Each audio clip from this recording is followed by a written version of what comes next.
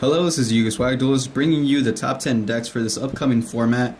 This list is based on current decks at top regionals, YCSs, and nationals. This list is more of a prediction list of how well the decks would do this format. Starting off the list with Bujins at 10. Bujins are still the same, nothing got hit for them, but now there are two versions of the deck, Stun or Turbo. Stun utilizing Kaiser Coliseum and Royal Decree, where Turbo uses that new bitch that special summons by banishing. Bujins, depending on the player, it depends if what version they want to run, what cards they want to attack in. Some decks have lowered their cranes to 1, they still play the 3 with the honest. It's mostly player preference, and that's why I decided to lower Bujins down to 10. Bujins still have 3 Tinky, their Searcher, Hare, and Turtle where they cannot be targeted. Their rank 4 plays, Swaswano and Kagasuchi were at the number 9 spot, evilswarms. Evilswarms haven't really changed at all. Their only ability with Ophion to stop level 5, stop artifacts, and pretty much they're the same. They're still run the same cards, able to come back late games with Ectaton or Kirkion. Their 3 Pandemics, their Beetle Lock, Save Zone. Ophion versus like a hat deck, they could easily be popped with a Fire Hand and Special Summon an Artifact after. Pretty much evilswarms not really going anywhere or doing anything, so that's why it's at the number 9 spot. Geargiah is at number 8. Geargiah gear 1 to 1. Geargiah overall is still a good deck with their armor, able to search and able to utilize hands, easy rank 4 and searching and setting up for next turn. After Geargiah gear 1 to 1, I've been seeing more Karakuri builds where they could just OTK you with OTK with Birdman. Fast and easy. They're fast to set up and easy to set up. Infinity's at 7. Easy special summons, first turn setup. They really have field control with even though Bear's at 1, they have a lot of control. Bear's at 1, but it's easily searchable. Comebacks with Soul Charge and Launcher. And just Infinities overall are a hard deck to get around with their easy rank 4 plays, synchro summoning into any synchro level. Midochi's at number 6 with Angeli. Angeli's like a +3, summon 2, then add other card, spell a trap card. Easily puts back cards into the deck, so never really decks out. Tiramisu is just a pain in the ass. Return 2 cards on your opponent's side of the field, and it does not target. And with Midochi's, they could also utilize hands and soul charge, depending on the player's build. And for the number 5 spots, Sylvans, their deck is mostly around excavating. So first turn, if you stop that Curry Bandit, then that will slow them down a lot. Sylvans, they have 3 Charity, which is pretty broken for that deck. Able to draw 3 cards and putting 2 back in any order, and then excavating it and getting off the effect. They have the power of popping cards, spell trap cards, even monsters, or special summoning other Sylvan monsters by excavating.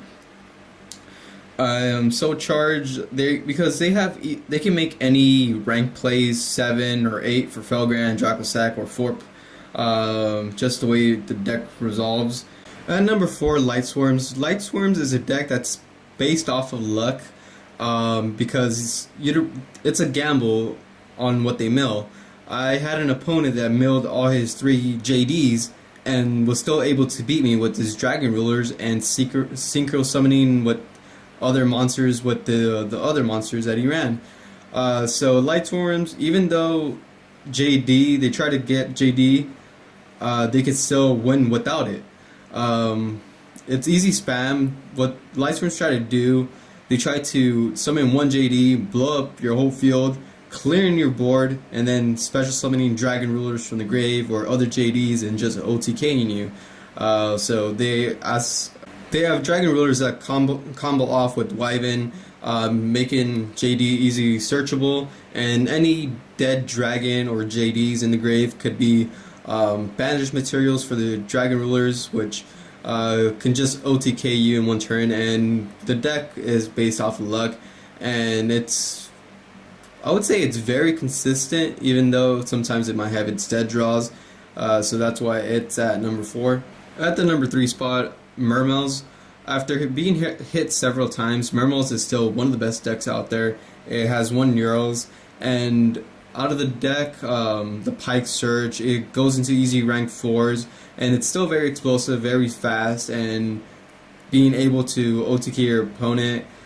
So that's why I don't have that much to say about Mermails, even though they're just good overall, and they're very explosive, very fast, and have different ways of doing that, even though depending on the player what kind of cards they want to tech in at now, since there's different variants and different cards players choose to run. Currently the best deck, but after Duelist Alliance, this will be probably the second, that's why it's on number 2, is Hat. I'm currently playing this deck right now, and I'll say that this is a very good deck, and I would say it's the best deck for now, just because it really works good. It's runs the hands. It's just a bunch of plus ones, and the best card out of the deck, Artifact Sanctum. Sanctum just lets you special summon Morotak and then Morotak pop, or if Sanctum gets popped, then just pop a card on the field. It's very consistent, trap heavy, so if you play a deck that runs Decree, it'll probably shut it down, but because of the hands, or if you pop Artifact Sanctum, you're going to be able to get over that Royal Decree. So it's consistent, and it's a deck that won Nationals. So it's very explanatory, since it's a very popular deck for now.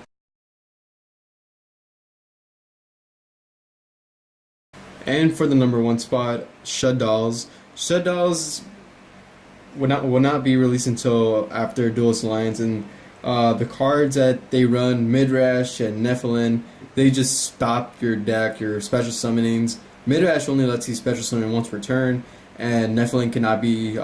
Nephilim destroys your special summon monsters at the start of the damage step, and Midrash cannot be destroyed by card effects. So you're stuck to that one special summon, and where Nephilim destroys your special summon monsters.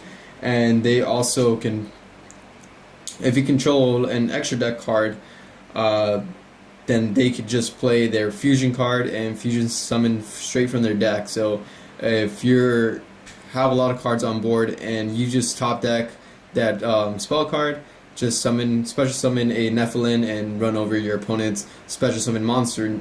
The Shutdoll monsters, when they hit the graveyard, they're special summon back in face down defense position, and they get their own effect of drawing 2 cards or popping one of your opponent's cards. What the fuck? Oh, are you okay? What the fuck happened?